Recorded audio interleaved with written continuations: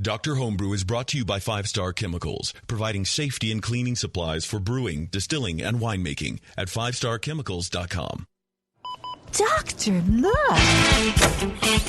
Stand aside, nurse. I'm Dr. Homebrew. Stand clear.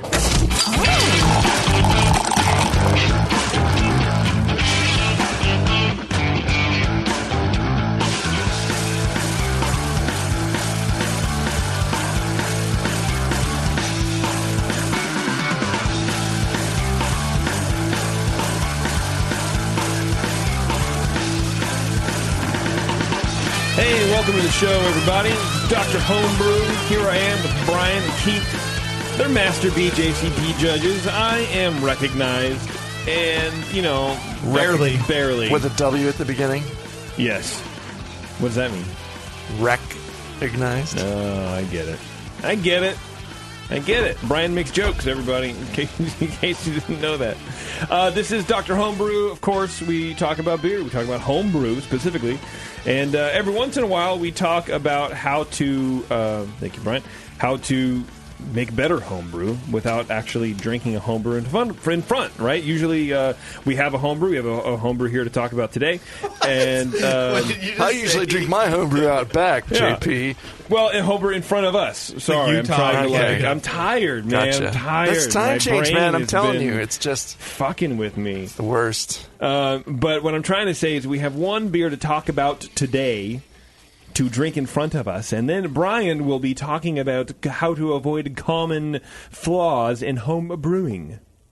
Yes. Well, we all. I hope you guys won't just hang me out to dry and make me talk for a half hour by myself without anyone else interjecting. I plan on taking a nap.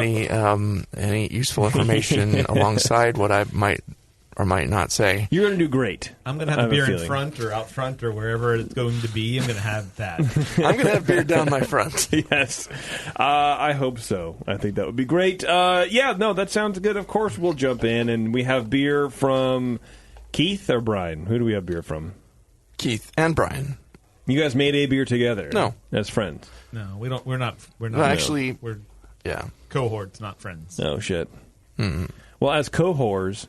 what beer do we have to drink?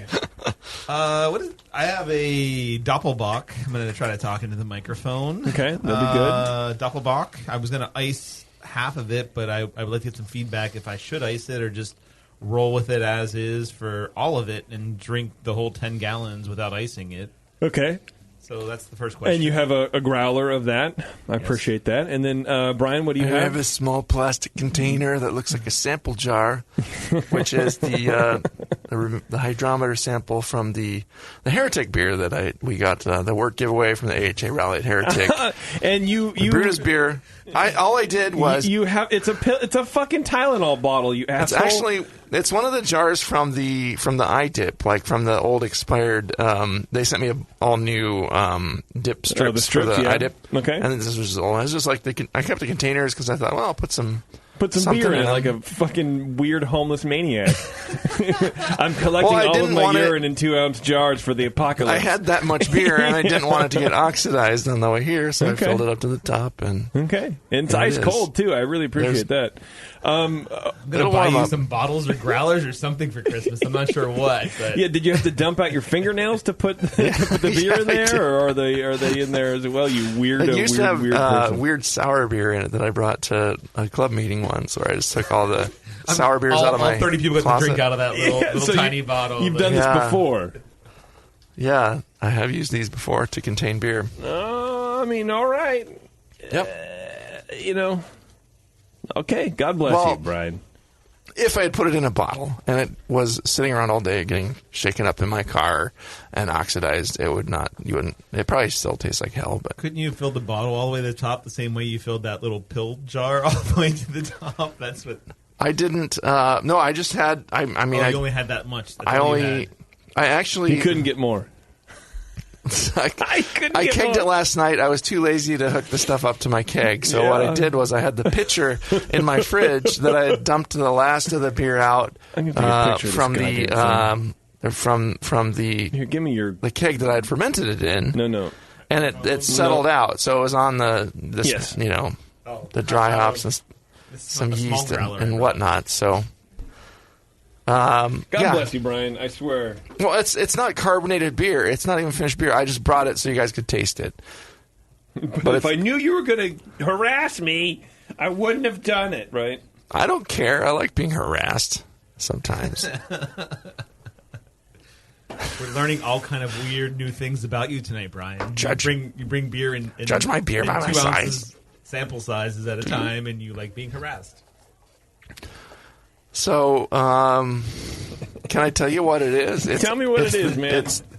It's a Heretic American IPA that they made and gave away to everybody, and left it to you to ferment.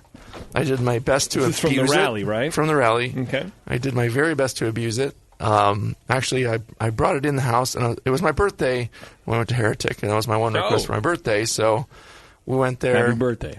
And, had a few beers, and my wife drove, so my buddy and I went there. We had some fun, went out for dinner afterwards at our ale house, and, got home, didn't feel like doing anything with the beer, but I also didn't realize that I just basically left the keg sealed with fermenting beer. Okay. Until the next morning. Oh, wow. When I took the keg and realized, it's, super overpressurized. Of course, it was actively fermenting. They had pitched these 2 days before. Yeah. So I put it in my sink, and I had to, purge off all this, foamy beer until I could get it, finally get rid of the... So I purged out the CO2 space, and eventually it was just beer coming out. So I lost, probably a gallon of beer or something, half a gallon at least. But how you would have solved that problem, what you could have done to actually... do it the right way? Solve the beer. No, I mean, obviously the right way would not been going out and getting... Well, actually, going out for your birthday and getting drunk afterward sounds like that's the right way. Yeah. That's the right way. That is the right way. So. I mean, you only have, 50 times you can do that in your life or whatever, It's like Sublime says. I did it the wrong way. 10 times left now. That's pretty much what we're looking at here. But as much as and then so it was fermenting at whatever room temperature was, and I threw it in the garage, and I just kind of let it ferment. That it was in the lower 70s. I didn't want to drop it down into the mid 60s, so I just left it in the kind of lower 70s and put it in my fermentation space. And so you just didn't give a shit. Let it finish out there. I'm like, how badly can I abuse this? So then I dropped some Mosaic and some experimental grapefruit hops into it, and it finished out like it should have. The yeast was happy. So there's one pellet of each in that little container. There's one experimental grapefruit hop pellet in there. And then it's a miniature version of my fermenter. Yeah.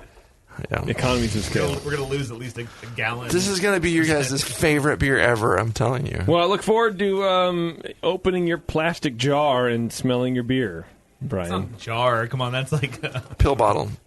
Pill bottle. Yeah. Before we're going to take a break here real fast and then talk to our guest. But before we do that, I want to tell you guys about the Brew Perfect Wi-Fi digital hydrometer.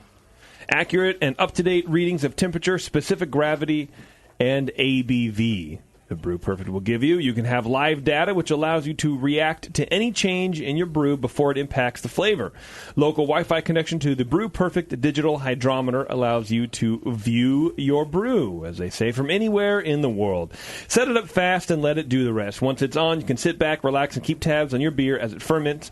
This, in turn, removes the risk of contaminating your beer. You don't want to pop the lid and put the hydrometer in, and maybe you're too lazy like me to mix a batch of solution to make sure it's sanitary first, and it's just the Brew Perfect is a much better way to do this. It's sleek, it's durable, and dependable. Provides a better understanding of the brewing process and the science behind the beer you'll soon be drinking. So go to brewperfect.com. You can pre-order them now, and if you enter code BREWING10, you will get 10% off this handy unit.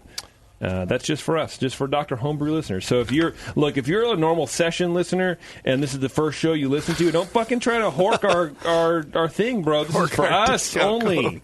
Get out of here. You have to listen to 10 shows and know Keith's last name in order to actually use this code, okay?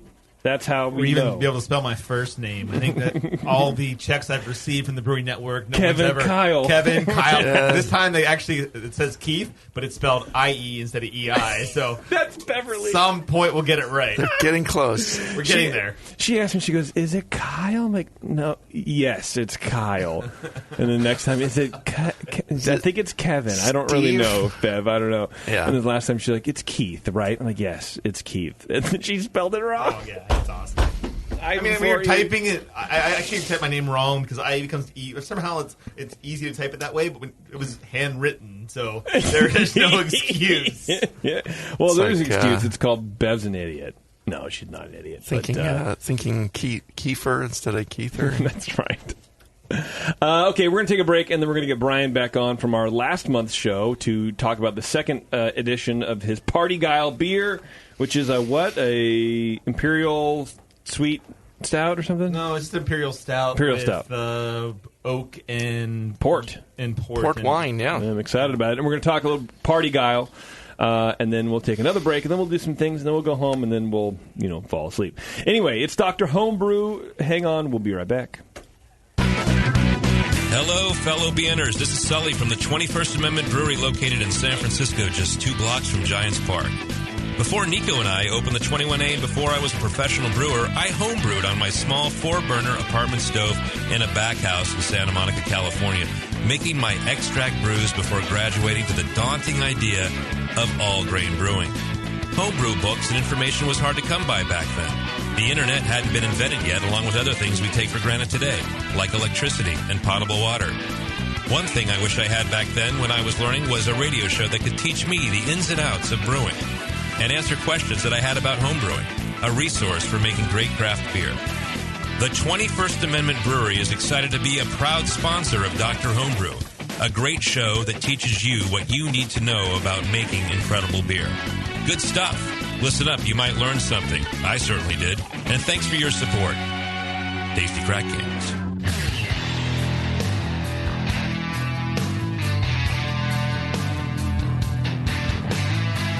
Now, back to the examination.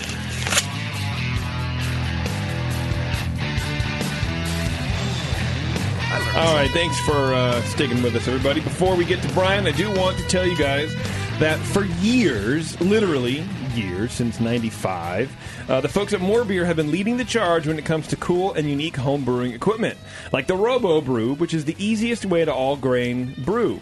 Made from stainless steel, Robo Brew allows you to make 9 gallons of beer all in one vessel. From boil to mash to cooling, it's truly self-contained. If you're thinking about getting an all-grain brewing, you should seriously consider the Robo Brew. Or up your fermentation game with the all-new Fermentosaurus Plastic Conical. It has a 9-gallon capacity, a stainless steel stand, a sturdy butterfly and the best part is it will hold up to 35 psi, people. You can carbonate in this mofo. Check out these awesome innovations and more over at morebeer.com. All right, Brian, you're back, right, buddy? I'm back. We got you. How you doing, man? Did everything go okay on your break? I'm still doing all right. All right. Still making it through things. Okay. Awesome. So now we're going to try your Imperial Stout, right? Yeah, and I think this might not go so well. So let's see what you guys say about it. Fair enough, man. Hey, it pays to be realistic, I suppose. I don't know. I didn't see what the boys have said about it, but I always admire that. The weird people are the ones that go, every beer I brew is amazing. It's gonna be amazing. If you don't like it, then you just don't know what you're talking about. Anyway, Keith, why don't you go ahead and go first? Wow, thanks for the endorsement there, JP. You're welcome, man. Okay, so we were judging this as a 33B, which was an other wood aged, which was basically an alcohol wood aged beer. Sorry, as the substyle of 20C, which is an imperial stout. Special ingredients were port and used oak spirals, I believe, is what you told us, JP. Yes. Thank you.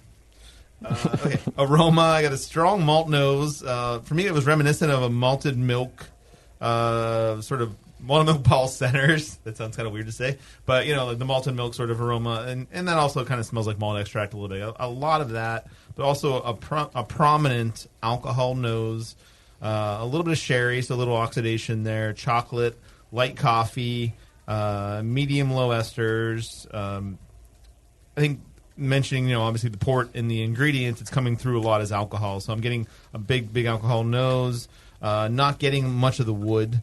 So I'm not getting much vanilla, any other wood sort of aromas there as well.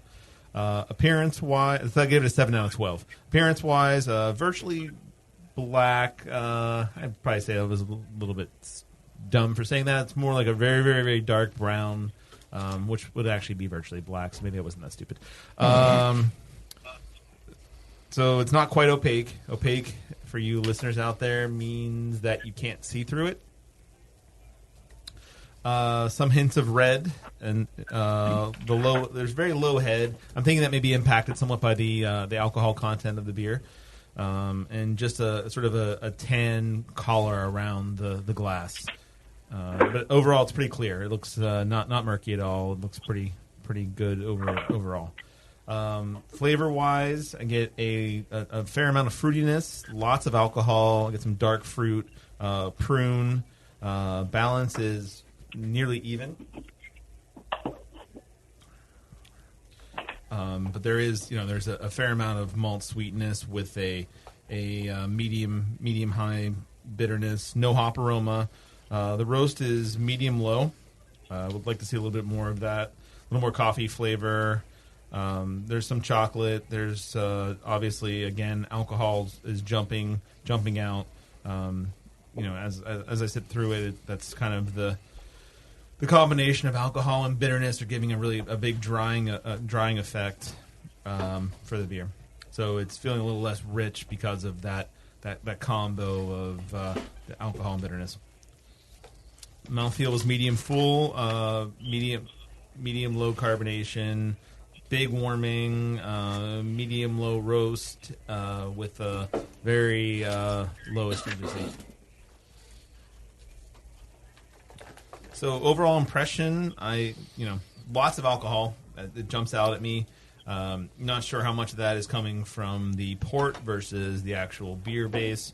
Getting some of that oxidation, but I thought oxidation is fine. Oxidation goes well generally with Russian Imperial Stouts, or as they call them now, Imperial Stouts. I think they removed the Russians. They dropped the Russians from that. I mean, I'm not sure if that was the election sort of thing or what it was happened well there, before the election. Okay, thanks, Brian. 2015. Thank you. Maybe all this Russia buying all the news stuff and the Facebook ads is in direct result of could have been this, the start of it. right? Yeah, they were so pissed that we were moved from. It could have been their the whole BJCP. thing. They actually bought the BJCP out.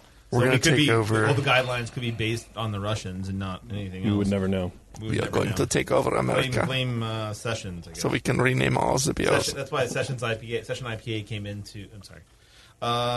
Yes. So the sweetness is there. Sorry, Brian.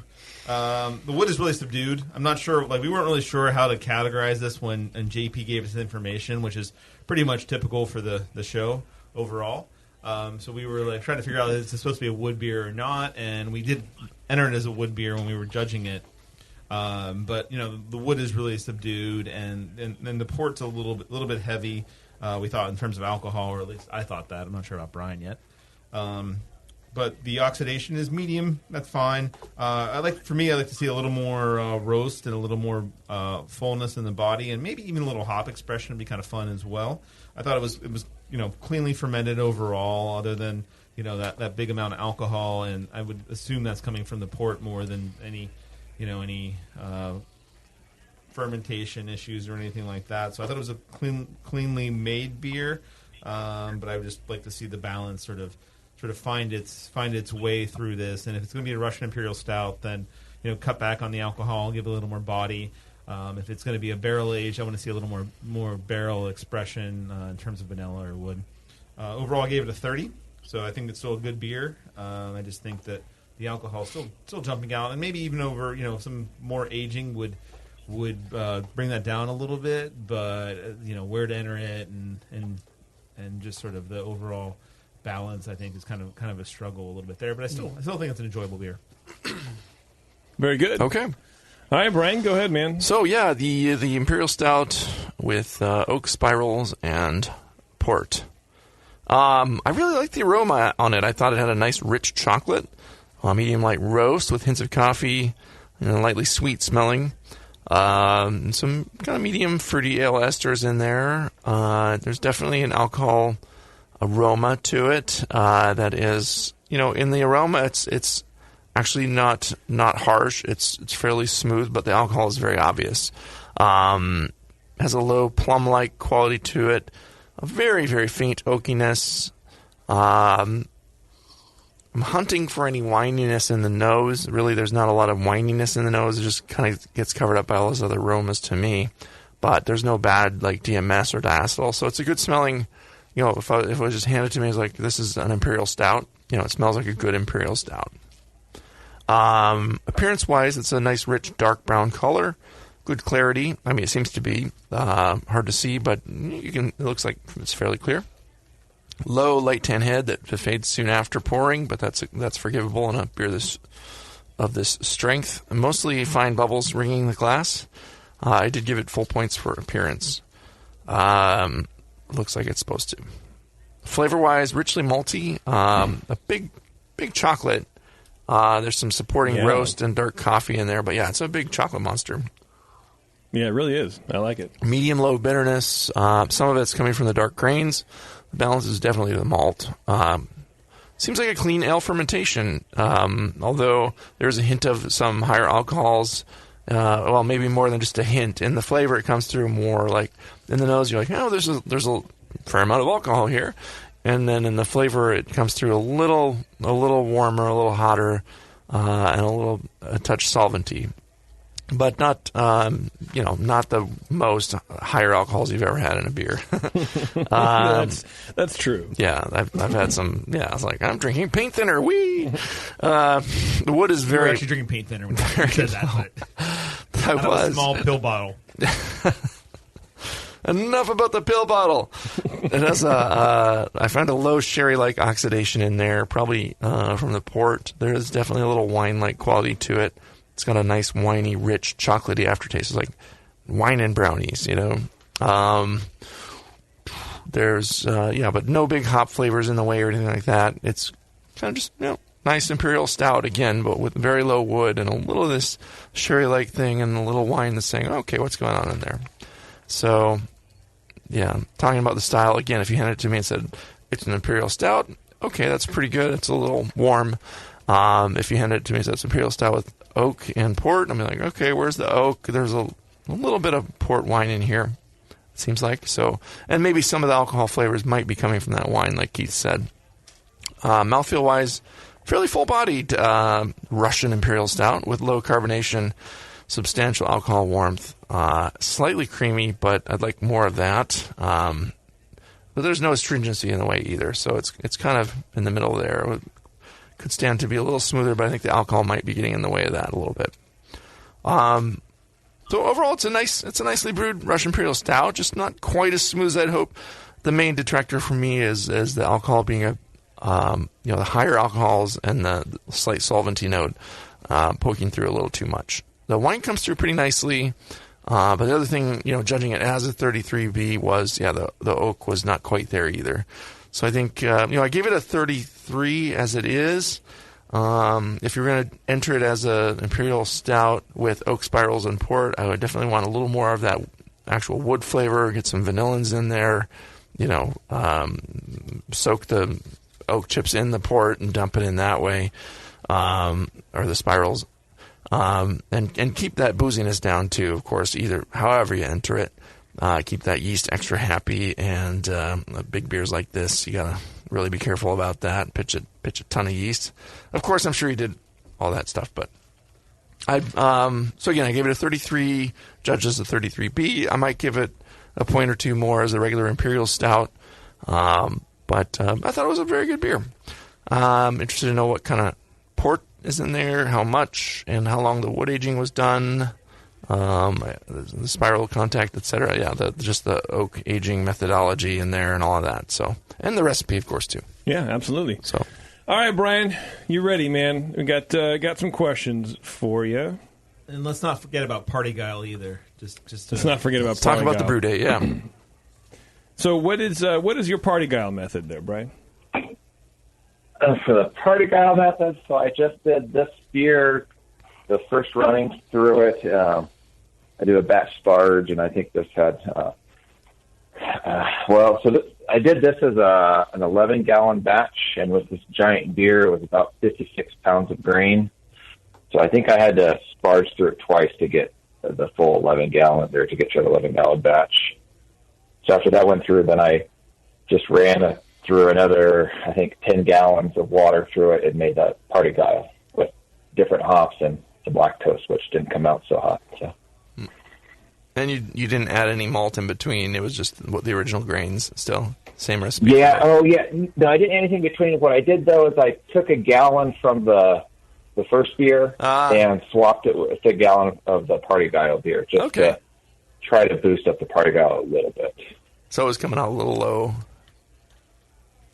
And you bumped it up. Yeah, just to try to give it, the little more of the richer flavors that come from the first beer. That's a good idea, actually. Yeah. Yeah, I've kind of worked a little bit with some of those ideas as well. But yeah, that's for a stout. That's kind of a cool idea, definitely. Yeah. Awesome. So what about the oak aging and the port? Let's talk about this beer in particular, man. What and how would you enter it? Were we right in entering it as a wood-aged beer, or what were you thinking? Or do you need, our...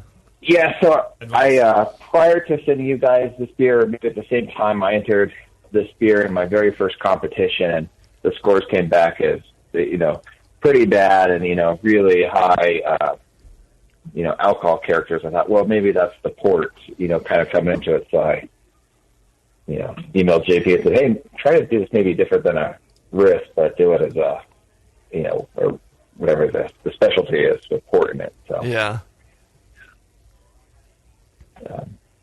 Interesting. But this, yeah. So there is port in it, right? Yeah. So there's port. It's a Connie port. So this beer was a Kate the Great recipe that I found online. Okay. There's a big beer out on the East Coast that I've never had. I had moved from California to Colorado and, actually had a space to age a beer. And I thought, well, let me try to do a big beer here, and came across this recipe and they had port in it. So that's where this comes from. Why not? Yeah, seems like a good pairing for sure. Does it need more port flavor? Because like you said, Brian, you were trying to find the winey vinous or whatever. The port isn't, it's not coming as much in the aroma. There's definitely some in the flavor. Yeah, but a little bit. Yeah. Not a lot. Like I wouldn't, if you told me if you asked me to pick out the flavor of a wine, I don't even know if I could tell you there was a wine in there. Yeah, it's not heavy at all. Yeah. How much was it? How much port in the 10 gallons was it?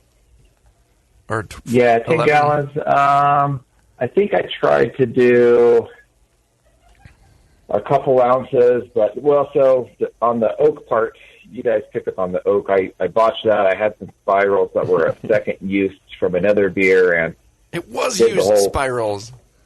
Yeah. So, but I soaked the port in the spirals, had it aging in there and picking up all the good stuff, and went open the drawer to check on it one time, and the bag had leaked, and so this ends up being like a third use oak spiral. Bummer. And, I think I'm with you. I don't get any oak fun stuff from it. No, that's okay for what it is. It's Yeah. I think if you went too heavy on the port alongside the higher alcohols that are in there, it would be a little much altogether. So, I don't know. Yeah, I guess what is tawny port in terms of alcohol? It's like maybe 30% alcohol? No, I don't. Is it fortified? Some of them can be up there. Was actually a fortified. I think they're in the 20s. Maybe it is in the 20s. Concentrated kind of alcohol. Probably a little higher, right? Just grab the bottle. This is a 20%. There you go, yeah. JP. Yeah. You know your tawny port. Well, I'm Greek. I don't know. But does he know Tawny Katang? No, I wish. Is it something you would try again there, Brian? 60 now, right? Yeah, I might do things. Actually, so I had this beer. I brewed this in May 2016 and aged it till December of last year, and I was having it.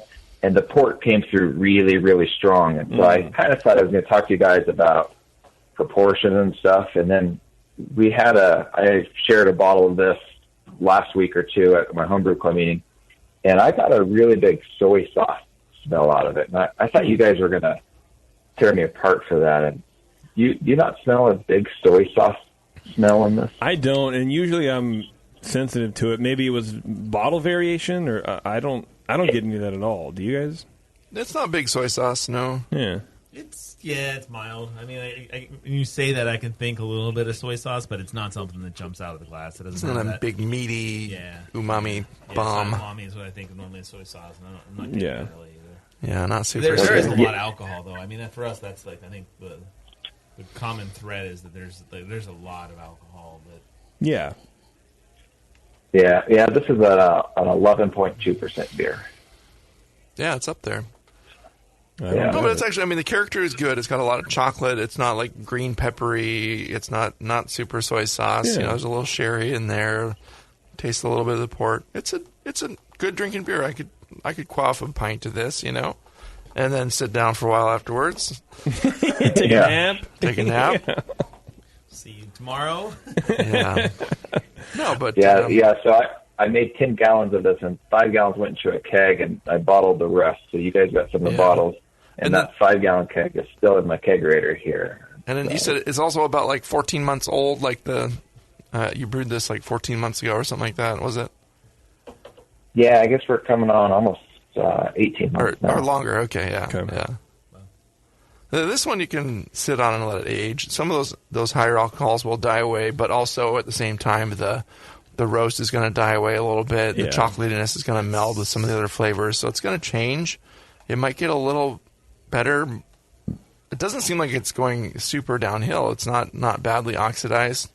You might get a little more of that sherry light creeping in, but I think it'll be a good drinker for a while yet. You could sit on it for another 6 months probably. I mean, that's one of the tricky things about imperial stouts is like how to find the sweet spot where the alcohol's gone down enough, but you still have the roast that you want and not too much. And then it's also at the same time you put it on tap like 9 months in, where you're like, oh, that's too much roast, or there's a lot of different factors there. You have to almost think about like in reverse, like when do I want to drink this beer? When am I going to enter it in competitions?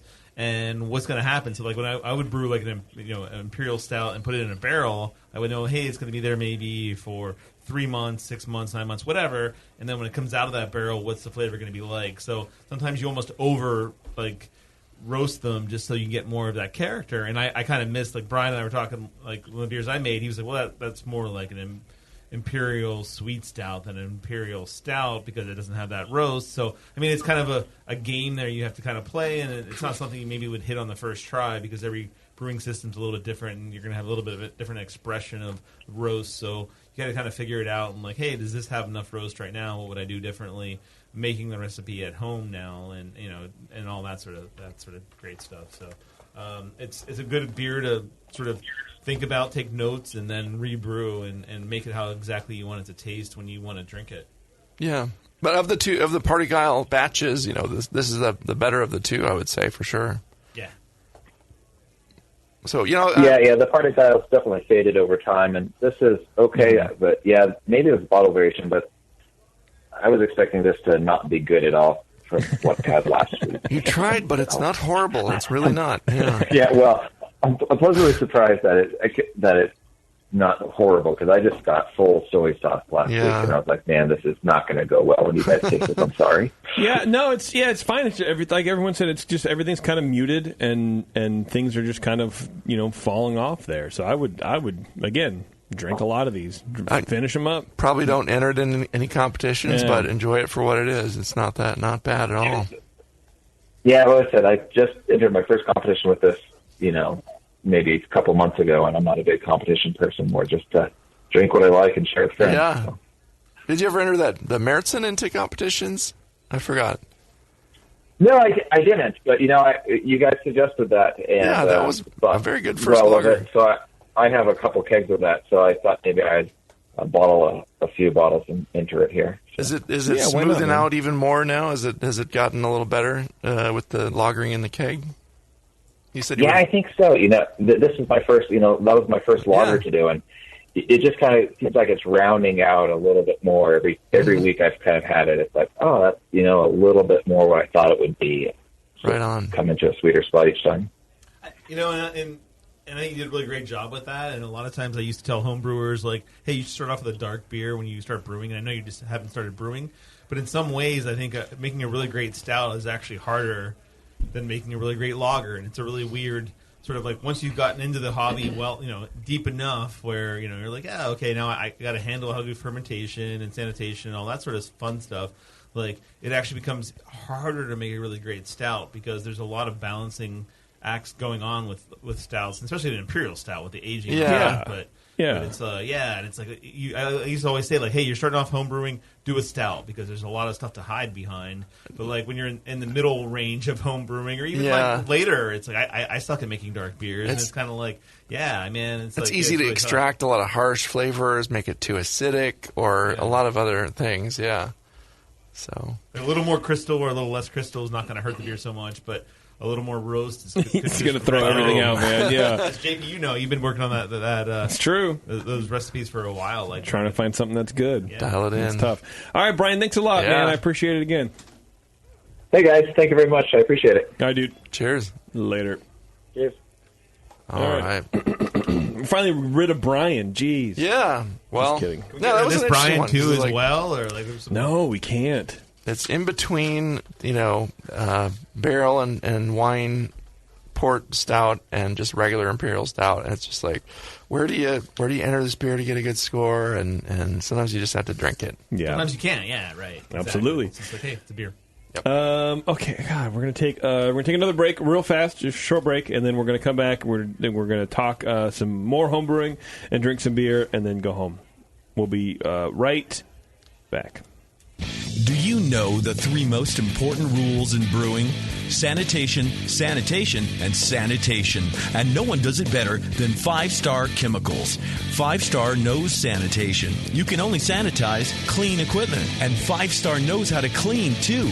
For craft brewers and home brewers, 5-Star has what you need to keep your fermenters, serving tanks, kegs, and draft lines sparkling and free of any beer-spoiling bacteria. PBW, caustic, acid cleaners, Star San, SaniClean, lubricants and defoamers, pH stabilizers, and more. 5-Star Chemicals has cleaning supplies, safety supplies, heat exchangers, pumps, hoses, and valves. And 5-Star is proud to offer eco-friendly products that exceed customer expectations. If you have a cleaning problem, you need the 5-Star solution. Visit 5starchemicals.com or call 800-782-7019. 800-782-7019 and get the 5-Star treatment today. I'm sorry to tell you this, but we're going to have to pour you out. Back to Dr. Homebrew.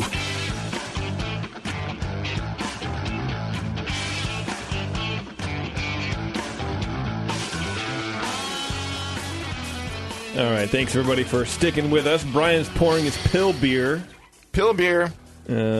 which we're a little nervous about, but it's fine. I hope it doesn't taste plasticky. I hope it does. I hope it tastes super plasticky.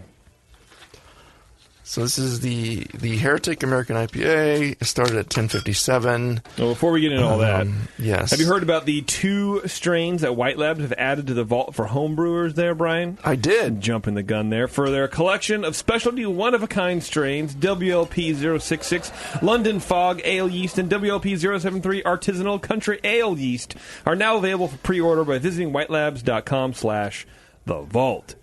Once each strain reaches 150 orders, White Labs will release the yeast and ship it directly to your doorstep. There's good news for our professional brewers, too, of course. If you want access to any vault strains for your next brew day, just place a minimum order of 1.5 liters through yeastman.com. So there you go. Are you about the haze craze? God. If you're a really serious homebrewer. Well, look, the London Fog Ale Yeast makes New England style IPAs. I don't know why you would want to do that, but that's the yeast that you do that with. The 073 Artisanal Country Ale Yeast is beer to guard. or Farmhouse, which I think are way more gooder than any New England style IPA. Don't wait, everybody. Visit whitelabs.com/the vault to learn more and place a pre-order today. All right, Brian. Heretic IPA. Yeah. Pill beer. So they put Columbus, Idaho 7, Cascade, and Mosaic in it. And wow, that is like lemon grapefruit zest, grapefruit candy. So grapefruit. I put experimental grapefruit hops in it, about an ounce and a half in the 4.5 gallons that I had left after it exploded, and an ounce of Mosaic cryo hops. I do get the sort of the green onion, garlic, sort of armpit sort of thing going on as well. I mean, that does vary from person to person, how much they can smell that sort of stuff. But well, this also this was the part of the beer that sat on the hops, like the hop matter that had come out of the fermenter. So I just used it to get a gravity reading. So the actual beer, I'm hoping, tastes a little different than this because it's really hoppy. It is very, very hoppy. It's kind of gnarly hoppy. Vegetal, but not like in an offensive way. Just like you can tell there are a lot of hops in there. Yeah.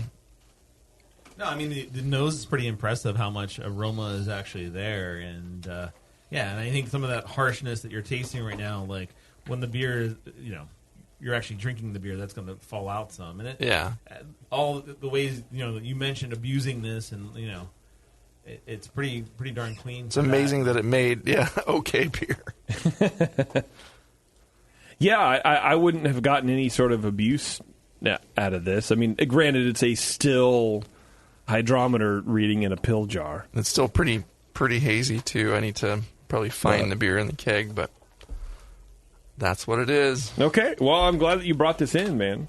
It's 5% Crystal 45, 95% raw 2-row, and started at 10.57, finished at 10.11. So it's about 6%. So it's a nice light drinking IPA with a lot of hops in it. Yeah. I'm going to serve it at Thanksgiving when we go up to Eureka and hang out with folks up there and have a nice IPA for them. I think it'll be great. Okay, so what are we talking about? Beer flaws, huh? Yes. Beer flaws. So a document that I like to work from when talking about beer flaws is the complete beer fault guide, and they're going to post it on like the Carolina Homebrewers page. But just search for Thomas Barnes, Barnes, and beer fault guide, and you should come across it on the web. It's permission is granted to reprint the guide for personal nonprofit use. Anyone can grab it and print it, use it for studying BJCP stuff or whatever. But I thought it would be nice to just kind of go over a few of the basic things that come up in brewing. So a couple of the ones that, the big ones that can come up that are generated early in fermentation, I'll maybe talk about them kind of together as acetaldehyde and diacetyl. So like these are produced early in the fermentation. The acetaldehyde is kind of a green apple, bruised apple, cidery, grassy, raw apple skin, rough, sharp kind of aroma and flavor. And again, there's a lot of this stuff kicked out in early fermentation in green beer, pun intended there, green apple, green beer. But it can also come from microbial contamination. So, it could be, if it just keeps going up and it's accompanied by other off flavors, sulfurous stuff or acetic acid. It could be coming from some Acetobacter or Zymomonas contamination in your beer. So, it can be accompanied by some nasty stuff. And but usually if it's just green apple only, then it's from earlier fermentation. And kind of same thing with to avoid the green apple, you want to manage your yeast well, keep the beer conditioning nicely on the yeast for a longer time. Don't pull it off the yeast too soon. What they call a diacetyl rest also works to absorb the acetaldehyde that's produced early in fermentation. You can also even increase the yeast concentration during the conditioning. Add more yeast while you're doing that. If you're in a brewery, that's easier to do, or if you have a lot of homebrew going at the same time, that's easier to do. But if you're just doing one batch of homebrew at a time, that's harder to do. Adding a little pack of yeast isn't going to do it. Yeah, I mean, I think with acetaldehyde, I think the most common causes of that I see in homebrews are not pitching enough and fermenting too cold. Like, and out here we don't see that as much, like too cold, but like not pitching enough yeast and it is a common one, and then letting it not rising the temperature up and kind of letting it finish and absorb all those sort of off flavors. But especially like back east, like people will ferment beers in their garage or whatever, anywhere in Midwest in the country where it's like, it's like 58 degrees, I'm just going to ferment it and pitch one smack pack and throw it in there, or one vial, throw it in there, or whatever. What do they call those things now for white labs? But like, not enough yeast and not enough, cold temperature, you're going to have probably likely to have a acetaldehyde problem if you do that. So pretty common flaw you see in a lot of competitions. It's one of the most common with probably diacetyl. Yeah, and other things that crop up again, the vicinal diketones like diacetyl, and it's a VDK, comes up early in fermentation. A lot of it gets produced, but then it gets reabsorbed, and having a nice warm ale fermentation and keeping it going until it's done and keeping it going a while longer is good. If you're doing a lager, you want to raise your lager up to towards the mid 50s, or you can go up into the 60s if you want, but I think 50s or so for a few days is enough with a lager to reabsorb that, and just, you can taste it and see when it's gone too.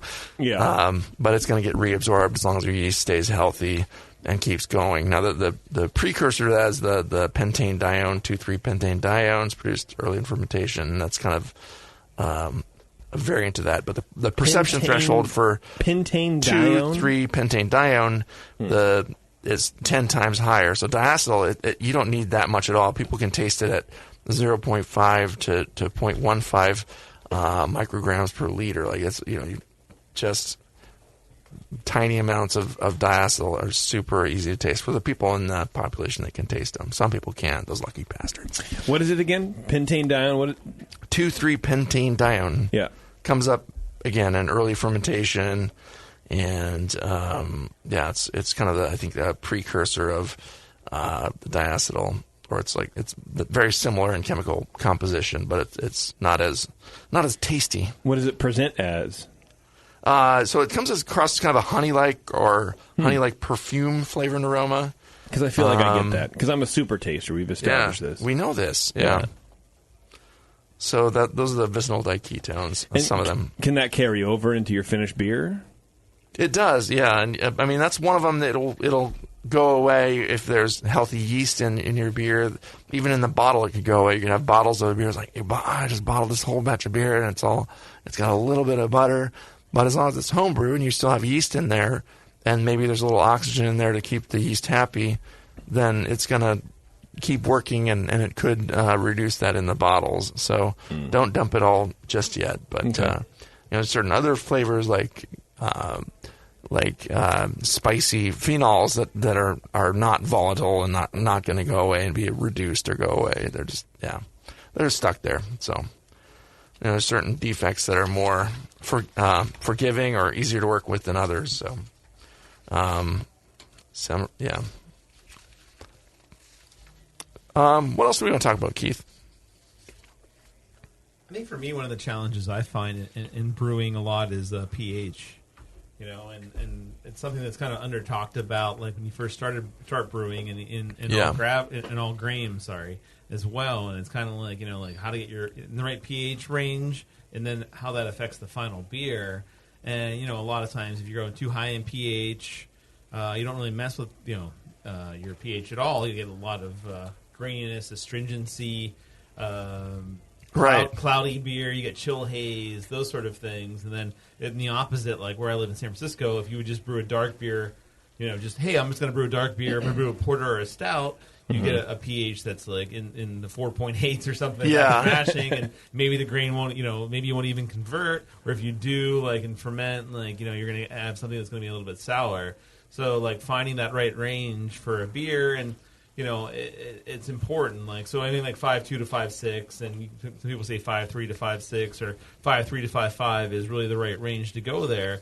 But there's a lot of there's some factors there that if you're seeing a hazy beer, at the end, like maybe your pH is a little off. Like if you're getting a lot of like it didn't get converted, yeah. Yeah, and there's some stuff there, and then there's other ways, other problems there too. If hazy beers or astringency could be too high of a sparge, or the temperature's getting a little too hot for the beer, with a grain and that sort of stuff, and some of that happens with extract. But I think those are some common problems I see a lot in brewing, and it's a little more challenging. It's a little more advanced than just making sure what I would start with in brewing is making sure my yeast is really happy and fermenting well. But then step back from there and say, okay, is my mash at the right right temperature, right pH, all that sort of stuff. Like for me, fermentation is number one. Number two from there is the production of the sugars that you're going to ferment. And, and you can obviously mess up either one pretty easily, but even if you have something that's a little bit astringent but still has all the fermentation qualities right, it's going to be a lot better than something the opposite where I mash perfectly and then I just messed up and I have a ton of acetaldehyde or diacetyl. It's going to smack you in the face. And so I would start with focusing on fermentation and then move from there. But at the same time, like if you are going all grain, like you want to make sure you're doing that right. So it's a kind of a it's double-edged sword where you want to get those two things done properly. Yeah, that's a good point. And the first thing, and it does relate to fermentation, of course, making sure there's nothing else in there that's going to taint your fermentation. But when I walked into the homebrew shop in 2002 and bought my first kit, the guy in there that I eventually learned how to all grain brew from, Al, he's like, the key is sanitation, sanitation, sanitation. Yeah. And I worked at that a lot, and starting out with a clean kit and fermenting in plastic buckets. It's like, okay, they're clean. They start out brand new. You get several good batches out of it. But you see other people fermenting in glass. Oh, why do they do that? Or stainless, and you're like, oh, okay. Eventually, then you get a bad batch because you're like, well, I scratched my plastic fermenter a little bit, and or like I keep my racking cane in my living in plastic there. bucket. Yeah. So I mean, you eventually start getting these weird beers. I called the first beer that kind of went bad. I called it Porter Gone Postal. So it was, and I had a little mailman on the label. I don't know why I even bottled it. It was awful. But just to do it, I bottled everything back then. It was a matter of course. My second beer was like plastic porter, but it was more of a water source problem, and that's another thing that I think is common with early brewers is that like making sure you're treating your water properly. And I see now like online, a lot of people are using reverse osmosis water, which is great. Yeah. But you have to remember that, also then when you're doing that to add the right amounts stuff back to it, because you need calcium and you need a little bit of sodium, you need a little magnesium, and like there's certain minerals that you need there. Some sulfates with the hoppy beer, sulfates and chlorides and all kind of different flavor profiles. But back in the day, especially, like people were just using tap water. It's like, I did the same thing. I'm like, let's use tap water. It'll be great. And then the beer comes off very phenolic, and I'm like, what's going on? That was like plastic porter, but and it's like, I got to figure this out, so I have to use a charcoal filter after that. And then there's chloramines, and there's easy ways like Candon tablets and stuff like that to deal with it. I mean, depending on where you live, maybe the best option is a RO filter, but that is a heavy waste of water. It's not it's not something that you necessarily it's expensive and it wastes a lot of water. And if you're living somewhere there's a lot of drought. Speaking of chloramines and stuff, I saved this beer as an example, and I'll just pour it for you guys. But there it goes. Whoa! You got a foamer.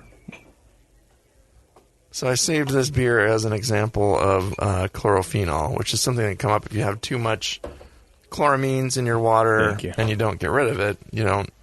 Filtering. If you filter it really slow, or the filter that's designed to remove chloramines, then okay, it'll it might take it out. But again, starting with RO and actually just building it up from there is probably a better way to go. Yeah, depending on where you live. I mean, like if you live in where I live, like, at least where I started, it was so soft. It was kind of, it made no sense to use hetchy water where it was. Now they're mixing a lot of other stuff into it, but it was kind of like, it was perfect. It was like, it's not that far off from RO, but now it's changing all the time. But it's like, but it did have chloramines in it, and it was like, throw a Camden tablet in there, and also use a really slow filter, like you said, like where it's just kind of almost like dripping out. Like you can put like a disc in your filter and put a hole through it and have it kind of drip out. And of course, then it's going to take a couple hours maybe to fill up your kettle of the water you need, but still that's better than running to the store and getting RO water or putting your own RO system in and wasting so much water, unless your landlord's paying for your water. Yeah. My landlord is, so all these sort of things. Nice.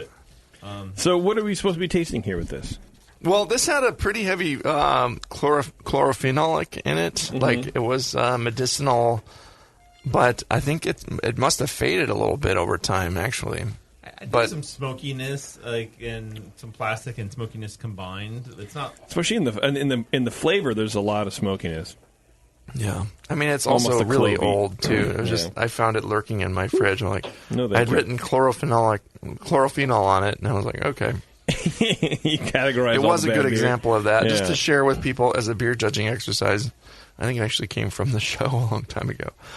But the beer I gave you guys was the Doppelbock, which is woefully undercarbonated now. Okay. Because I thought I filled the growler all the way up, but I was rushing. I had actually the kid strapped to the front of me, trying to fill up the bottle, and it was kind of hard to see around him because his head is like big as noggin. big as my head. Yeah. So it was what we should have done is gotten a Blickman beer gun, and who you can get that from. It's Great Fermentations because they have the largest catalog of Blickman products. And their staff is some of the best trained in the business on using those products. They offer top-notch customer service, same-day shipping on many items. Check them out, greatfermentations.com. Connect with them on social media at GR8Fermentation, all over Facebook, Instagram, and Twitter. Greatfermentations.com. What just happened there? Who was that? Oh, okay. Little segue. Don't even worry about it. It's fine. No, thank you. Totally and truly professional.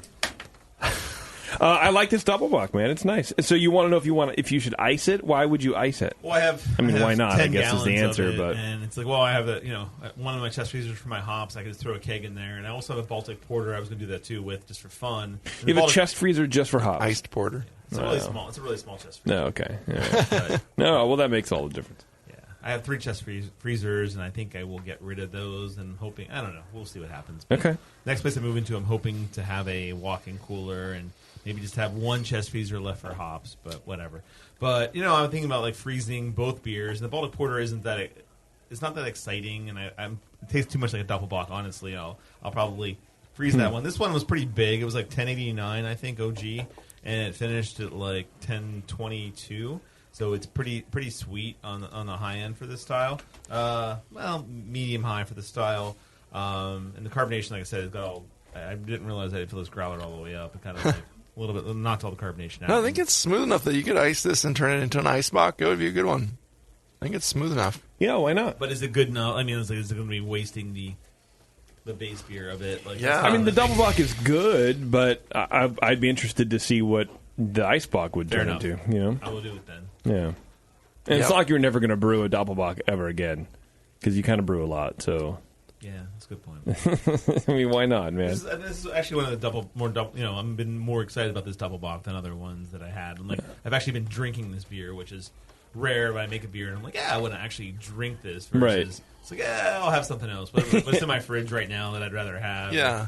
My neighbor has a beer. Somebody else has a beer. I'm like, I'd rather have that. And this is one I'm like, I was brewing late last Friday night. I'm like, I'll have a Doppelbock or two after I'm done. And that turned into 3 hours of drinking sitting around drinking Doppelbock. beers. Yeah, not even this beer, but other beers. I'm like, that was a bad idea.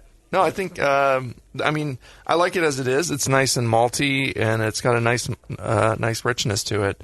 But the alcohol is so smooth for, what is it, probably 7%-ish or so, that it could serve to produce a pretty smooth ice bock out of that. Yeah, that'd be cool. I think it would be good. Yeah, why not, man? Do it. I'm definitely going to freeze the Baltic Porter as well, so I'll be freezing some Yeah, crap anyway, freezing some beer. So, yeah. Oh, well, did you find the ABV? No. I'll figure it out. Yeah. So I wanted to mention another common one that we talk about on the show sometimes is DMS. Yeah. And it's that cooked corn kind of vegetable flavor. Can come across a little, cooked broccoli, celery. Just open a can of canned corn. Dump out all the corn, of course, into the garbage can, and just smell that can. That's DMS, pure and simple. So it comes from an organic compound. It's an organic compound coming from S-methylmethionine, SMM, and that's an amino acid. Sure, that sounds comes about right. It's in malt. It comes when it's being germinated during malting, and there's different malts that have different levels of that. So, like a British pale malt, it's got really low levels of the SMM, the precursor element, and then like Pils malt, especially and 6-row lager malt, have the highest levels, which are like about 8 times that much. So you really want to be careful using those malts, and to get rid of it. Obviously nobody boils their beer, cover it up, and but if you had a beer with a lot of Pils malt, and you just left it covered, it's a volatile compound, so it'll just drip back down into your kettle with the condensation on the lid and go right back into your beer and stay there. But having a long, vigorous boil is going to be your friend here. And also fermentation helps to scrub it out too. So if your fermentation is nice and happy and vigorous, it'll drive off a lot of that DMS. So, but it can also come from like a lot of these off flavors from wild yeast, Zymomonas or Proteus bacteria, and these are also kind of producing other off flavors. So if you have a mix of off flavors with some DMS, sometimes it's something else besides just the way you brewed it.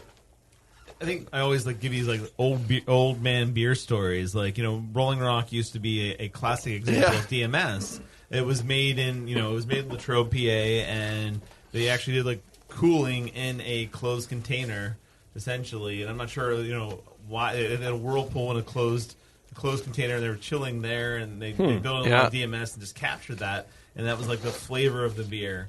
And I used to drink. That was what I drank in college all the time. It was $3.99 a 6-pack. Which probably also says maybe it was $4.99 at some point, but how old I am. But it was so I used to drink, and I'm not that old, by the way, but not as old as Brian, the other Brian on the show tonight. Mm-hmm. Right. But it was that was the DMS example, and it was perfect. But then Anheuser-Busch bought it, and I think they tried to replicate the flavor, but I'm not sure I've ever had a Anheuser-Busch. Now I'm probably, not Anheuser-Busch anymore necessarily, but I'm not sure I ever had one of those beers. And did they try to replicate it exactly? Did they try to add DMS to the beer in some way? Hey, let's close the, let's get all the DMS back into the beer and try to get that flavor in there. Which that's probably that's the way we've always brewed it, man. No, it's funny. It was the way they did it. I think it was the way they chilled it. It wasn't way over the top DMS, but it was enough where you could taste it. Yeah, it was a fun beer because of that. And it was back then I didn't know enough about it. I'm this beer has flavor. But it was was that really the flavor that you wanna? No, and the answer is no. The answer is no. All right, well, we got to move on there, Brian. I appreciate this work. We're a little over time, but let's save the rest of this and we can do it again. This is something we can revisit over and over. I could talk about beer defects for hours. Yeah, JP. absolutely. I think that would be great. But I'll tell you what: if you're not going to have a beer that tastes good, you might as well have a beer that looks good. Thanksgiving is on its way, and there's no time like this very moment to craft your very own custom labels for those bottles of homebrewed beer, wine, cider, mead, or whatever it is that you do out there in the garage. Grog tags are reusable, customizable, and printed on high-quality vinyl so they won't come off in the ice chest. But maybe the best part is you can save 10% on your order by using the code BNARMY at checkout over at grogtag.com. That's BNARMY at grogtag.com. And don't we have some grog tags to give away? Yes, to Brian apparently, I guess, which is maybe a little unfair to everybody else. Was he competing against us? Because I'm pretty sure my medicine bottle could have won. That's true. Best. I'll see if Brian really wants $100,000 to grow. Maybe he wants to spread the love a little bit. Yeah. And who else is spreading the love? The free Brew Guru app. Go to homebrewassociation.org. Download the free Brew Guru app. You find deals on beer, save money on beer, food, and brewing supplies. It pushes all this information to you. It's a cool thing. If you haven't figured it out yet, the Brew Guru app. Good people over there at homebrewAssociation.org. Brew Guru is the new thing, and it will help you find all the good places to drink wherever you are.